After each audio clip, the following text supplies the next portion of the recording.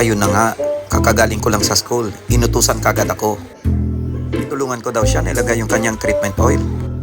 At siyempre, di naman ako makatanggi. Siyempre, tipid din yun. Ya ka naman napigilan magpa-smoothing na lang or ribbon? Una smoothing, treatment pa na. Di wow.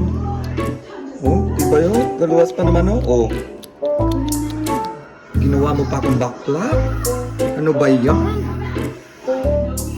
Mamaya, i-hatuil pa kita ha? Ang baklang to? Hayo, tadlong na. Suway pa, hindi ka na magwapa. Maganda ka naman sa paningin ko eh. Baklang to?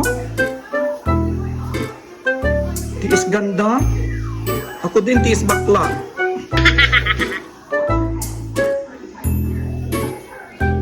Oh, guwapa ka na.